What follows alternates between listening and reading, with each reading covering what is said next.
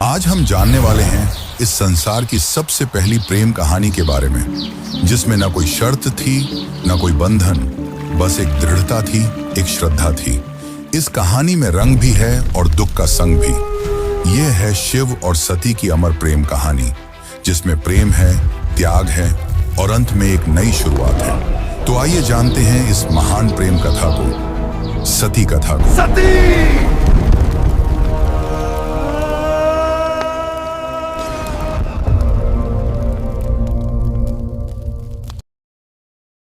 सृष्टि के आरंभिक काल की बात है, जब ब्रह्मा ने अपने मानस पुत्रों को रचा।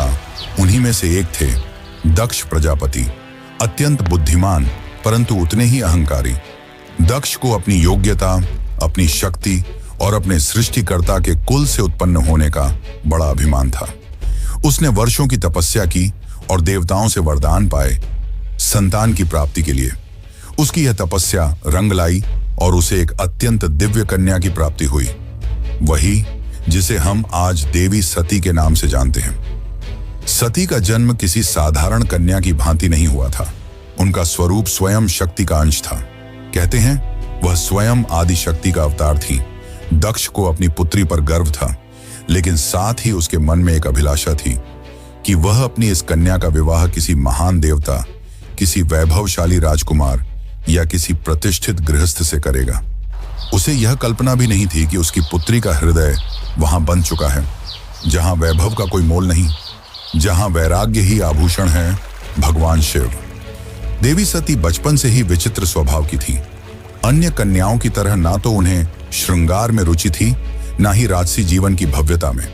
जब जब वह शिव की चर्चा सुनती, जब किसी आर्षि द्वारा शिव की महिमा का वर्णन होता, उनका हृदय गहरे भावों से भर उठता।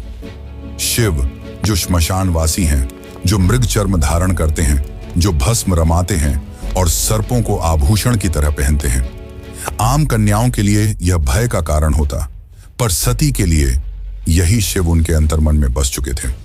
धीरे धीरे यह आकर्षण भक्ति में बदला और भक्ति प्रेम में। अब सती का एक ही लक्ष्य था, शिव को पति रूप में प्राप्त करना। पर यह मार्ग आसान नहीं था। जब दक्ष को सती की इच्छा का आभास हुआ तो वह क्रोधित हो उठा। उसकी आंखों में तो शिव एक जंगल में भटकने वाले योगी मात्र थे। उसने सती को समझाने का प्रयास किया कि वह किसी योग्य, राजसी और सम्माननीय वर को चुने, पर सती अब निर्णय कर चुकी थी। उन्हें किसी धन, वैभव या पद की आवश्यकता नहीं थी। उन्हें चाहिए था वह परम पुरुष जो संन्यास में भी पूर्ण है, जो मौन में भी संपूर्ण है। और इसी लक्ष्य के लिए सती ने आरंभ की कठोर तपस्या।